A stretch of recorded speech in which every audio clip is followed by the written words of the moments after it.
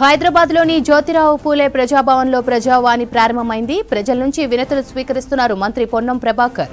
ప్రభుత్వానికి తమ సమస్యలను చెప్పుకునేందుకు ఉదయం నుంచే తరలి వస్తున్నారు. కొత్త సర్కార్పై నమ్మకంతో ఇక్కడి దాకా వచ్చామని చెప్తున్నారు. మధ్యాహ్నం 1 గంట వరకు ప్రజావాణి కార్యక్రమం జరగనుంది. హైదరాబాద్లోని జ్యోతిరావు పూలే ప్రజాభవన్లో ప్రజావాణి ప్రారంభమైంది. ప్రజల నుంచి వినతులు స్వీకరిస్తున్నారు మంత్రి పొన్నం ప్రభాకర్. ప్రభుత్వానికి తమ సమస్యలను చెప్పుకునేందుకు ఉదయం నుంచే తరలి వస్తున్నారు జనం. కొత్త సర్కార్పై నమ్మకంతో ఇక్కడి దాకా వచ్చామని చెప్తున్నారు. మధ్యాహ్నం 1 గంట వరకు ప్రజావాణి కార్యక్రమం జరగనుంది. ఇక దీనికి సంబంధించిన మరిన్ని డీటెయిల్స్ శ్రవణ్ అందిస్తారు. శ్రవణ్, ప్రస్తుతం అక్కడ పరిస్థితి ఎలా ఉంది? ప్రజాభవన్ దగ్గర టైం గడుస్తున్న కొద్దీ జనం తాకిడి అనేది చాలా ఎక్కువ పెరుగుతుంది. వినతులు ఇవ్వడానికి లోపలికి వెళ్తున్నారు, ఆ వినతులు ఇస్తున్నారు. మళ్ళీ బయటికి వచ్చి కూడా మీడియాతో మాట్లాడి రాష్ట్ర ప్రభుత్వం దృష్టికి ఎవరి వల్ల అయితే వాళ్ళు ఇబ్బంది పడ్డారో వాళ్ళ దృష్టికి కూడా వెళ్ళాలి, మేము ఎంత ఇబ్బందులు పడుతున్నామో వాళ్ళకు కూడా తెలియాలి అనేటువంటి ఉద్దేశంతో జనం అందరూ రోడ్ల మీదకి వచ్చి వాళ్ళ సమస్యను చెప్పేటువంటి ప్రయత్నం చేస్తూ ఉన్నారు. మనం ఇగో దృశ్యాల్లో చూడవచ్చు. ఇక్కడ ముసలి వాళ్ళు, పెద్దవాళ్ళు, చిన్న చిన్న పిల్లల్ని ఎత్తుకొని చాలామంది ఇక్కడికి వచ్చినటువంటి పరిస్థితి ఉన్నది. వాళ్ళ చేతుల్లో మనం చూస్తే వినతి పత్రాలు అప్పుడు నాయకులుగా ఉన్న వాళ్ళు ఎవరైతే ఏదైనా హామీ ఇచ్చిరో ఆ హామీకి సంబంధించినటువంటి పేపర్లు పట్టుకొని ఇక్కడికి వచ్చారు. ఓ పెద్దమ్మ ఉన్నారు, మాట్లాడదాం. ఆమె ఎక్కడి నుంచి వచ్చినది ఏందని. అమ్మ, నీ పేరేంది? ఎక్కడికైనా ఎన్నేళ్ళకి వచ్చినావు వీడికి? మేము పొద్దుగాల 5:30కే వచ్చినాం. ఎట్లా బస్సు ఏముండే? ఎట్లా వచ్చినావు? కారు కట్టుకొని వచ్చినాం. ఒక స్టాటస్ సమస్య ఏందమ్మా? సమస్య మాకు మోత్పల్లి నరసింహులు 2 ఎకరాల భూమి ఇచ్చిండు. 2 ఎకరాల 20 గుంటలు భూమి ఇచ్చినాక మేము దున్నుకున్నాం, కాస్త వేసుకున్నాం, పిల్లల పెళ్లి చేసుకుంటాం, బాధపడుకుంటూ చేస్తున్నాం. చేస్తే ఒక వీళ్ళు ఎవరు ఈ మహేందర్ రెడ్డి, ఈయన సునీత ఏం చేసిర్రు, వచ్చి మీకు ఇట్లా కాలువ పోతుంది, ఎయిర్పోర్ట్ పడుతుంది, ఇది ఒక ఆడుకో తీసేసుకోరు అని చెప్పిండు. చెప్పి మమ్మల్ని ఆగం చేసిర్రు, తీసుకుర్రు, మమ్మల్ని ఆగం చేసిర్రు. 2 ఏళ్ల నుంచి మాకు ఒక మనిషికి ఒక రేటు, ఒక మనిషికి ఒక రేటు. ఒస్వార్ శంకరయ్య, నాగరాజు, వీళ్ళందరూ మమ్మల్ని ఆగం చేసిర్రు, మోసం చేసిర్రు. కొల్లూరు నాగరాజు. మరి ఆ రోజున కలెక్టర్లు ఉండే, నాయకులు ఉండే సారు. కలెక్టర్ దానికి పోయినాం, తెలిసింది కొద్దిగా తెలిసినాక కలెక్టర్ దానికి పోయినాం. రాగిరు ఎమ్మెల్యే మమ్మల్ని ఒత్తిడి పెడితే మేము సంతకం పెట్టినాం అంటుండే కలెక్టర్ సార్. ఇట్లా అట్లా ఇప్పుడు కాదు, మీకు ఈ భూమి పంచాయతీ ఒకటిసారి ఇది ఇబ్బంది ఉన్నది. మీకు రైతు బంధు, దళిత బంధు లాంటివి ఏది లేదు.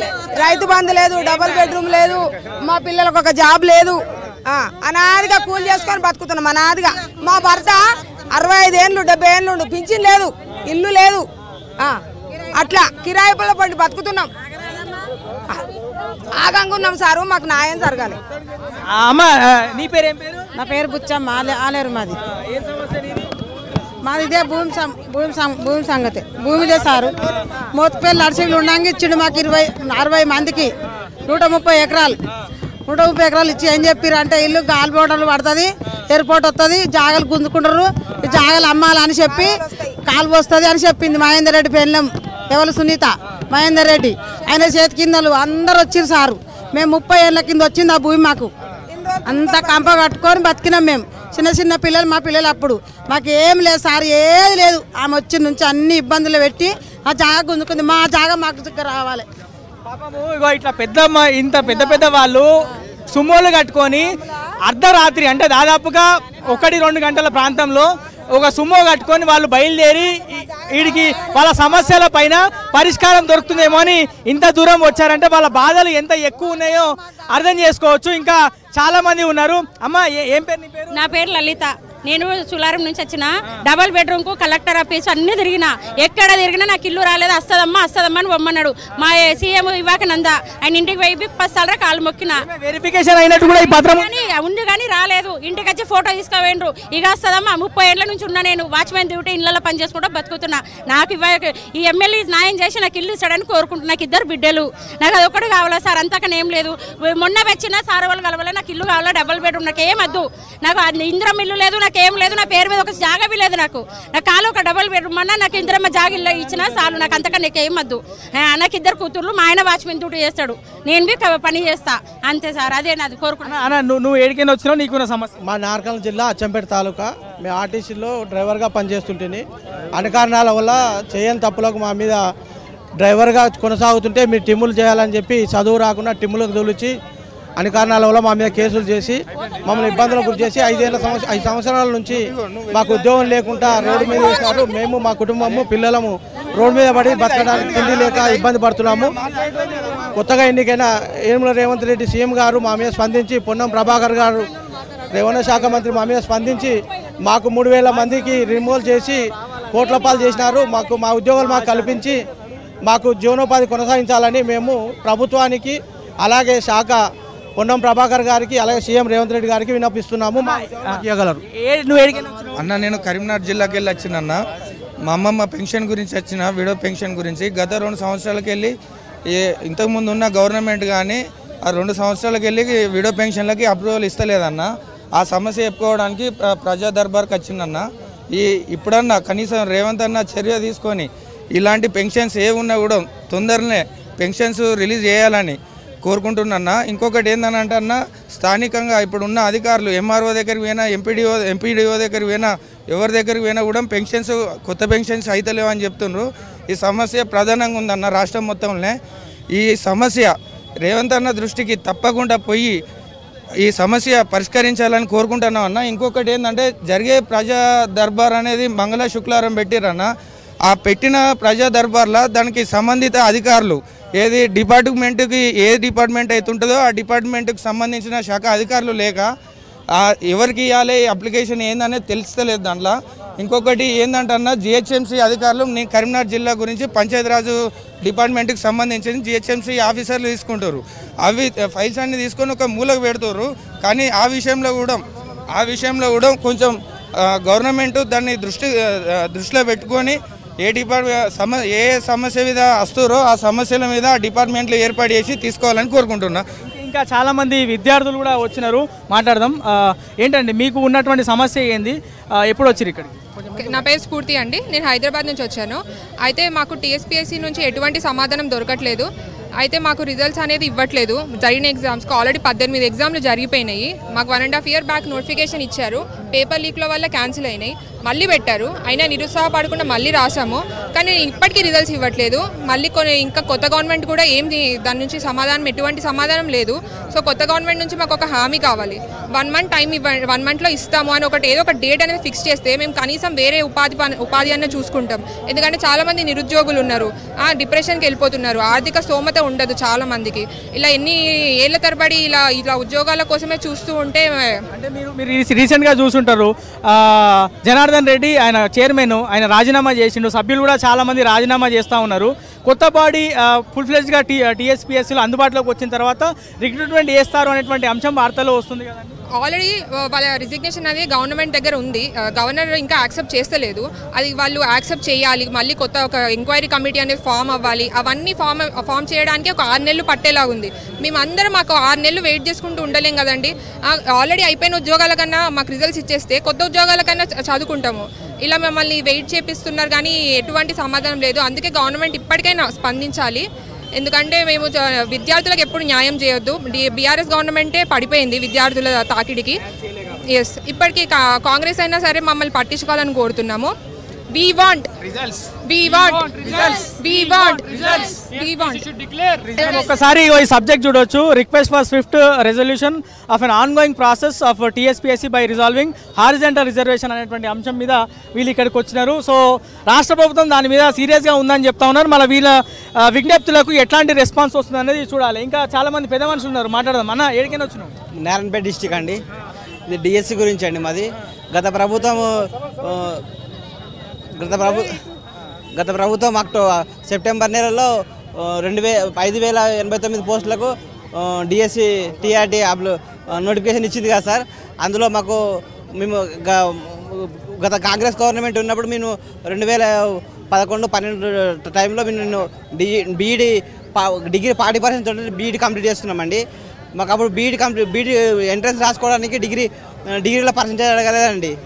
ఖాళీ 40% డిగ్రీ కంప్లీట్ చేసుకొని మేము బీఈడి కంప్లీట్ చేసుకొని డిగ్రీలో 40% బీఈడి కంప్లీట్ చేసుకున్నామండి. కంప్లీట్ చేసుకొని టెట్ క్వాలిఫై అయినాం. టెట్ క్వాలిఫై అయితే టీఆర్ఎస్ గవర్నమెంట్ వచ్చిన తర్వాత 2017 టీఆర్టీలో కానీ ఇప్పుడు రీసెంట్గా వచ్చిన 2023 టీఆర్టీలో కానీ మాకు 45% పెట్టి మాకు టెట్ క్వాలిఫై అయినా కూడా మాకు 45% పెట్టి మాకు అన్యాయం చేస్తుందండి. మేము కోర్టుకి వెళ్ళి మేము పర్మిషన్ తీసుకొచ్చుకున్నాము, ఆర్డర్ తెచ్చుకొని మేము టీఆర్టీకి అప్లై చేసుకున్నాము. ఇప్పుడు వచ్చిన రేవంత్ రెడ్డి గవర్నమెంట్, కాంగ్రెస్ గవర్నమెంట్ అన్న మాకు న్యాయం చేయాలని కోరుకుంటున్నాం సార్. మేము యాదాద్రి భువనగిరి జిల్లా మాజీ సీఎం గారు దత్త గ్రామం వాసాలమర్రి. దయచేసి సీఎం గారు రోడ్ వేసుకున్నారు. మాజీ సీఎం గారు మా ఇళ్ళన్నీ, మా ఊర్లో విలేజ్లో ఇళ్ళన్నీ కూలగొట్టేసారు. ఆ రోడ్లు కనెక్టివిటీ చేయలేదు, డెవలప్మెంట్ చేస్తున్నారు. 2021లో ఏదో కార్యక్రమం చేసి వెళ్ళిపోయారు, ఇంతవరకు ఏ చేయలేదు. దయచేసి రేవంత్ రెడ్డి గారు మాజీ సీఎం గారు దత్తత తీసుకున్న విలేజ్లన్నీ లక్ష్మీపురం కానీ, మూడుచింతలపల్లి కానీ, వాసాలమారి కానీ మరి ఇలాంటి ఊర్లన్నింటినీ మీరు డెవలప్మెంట్ చేస్తారని ఆశిస్తున్నా. ఏందాక ఎడికైనా వచ్చినావు? నేను పరిగి నుండి వచ్చాను సార్. నా పేరు చైతన్య. నేను ల్యాండ్ మాకు మా తాతగారు 1975లో మాకు రిజిస్ట్రేషన్ చేసి ఇచ్చారు ల్యాండ్. ఇప్పటి వరకు మాకు ల్యాండ్ అక్కడికి వెళ్ళి మాకు వర్క్ చేసుకోవడానికి ఇవ్వట్లేదు, సేల్ చేయడానికి ఇవ్వట్లేదు. Market committee chairman Surender sir ఉండేసి మీరు ఎవరికి అమ్మనివ్వను, నేను కబ్జాకి ఇయ్యను అని చెప్పేసి మాకు ల్యాండ్ ఇవ్వట్లేదు సార్. సో మాకు రేవంత్ రెడ్డి సార్ నుంచి మాకు న్యాయం జరుగుతుందని ఇక్కడికి వచ్చాం సార్. సో పాపం చాలామంది విద్యార్థులు ఎగ్జామ్ల కోసము, పెద్దవాళ్ళు వాళ్ళ భూములు కోల్పోయినందుకు, డబుల్ బెడ్రూమ్ రాలేనందుకు, పెన్షన్లు రాలేనందుకు, రైతు బంధు రాలేనందుకు, ఇట్లా కనీసం అంటే రాష్ట్ర ప్రభుత్వం ఇస్తామన్నటువంటి హామీల పైన ఏవి నిలబెట్టుకోకపోవడంతో ఈ విధమైనటువంటి ఇబ్బందులు ఉన్నాయని జనం చాలామంది ఇక్కడికి వస్తున్నారు. ఇక్కడ ఒక వృద్ధురాలు ఉన్నారు, మాట్లాడదాం. అమ్మ, ఏంది సమస్య, ఏంది నీది? సార్ నాది నేను కవ్వాలి సార్. మాది జన్నారాం మంచిర్యాల డిస్టిక్ సార్. మాది కవ్వాలి, మాది మా మండలం జన్నారాం. అక్కడ నుంచి వచ్చిన సార్.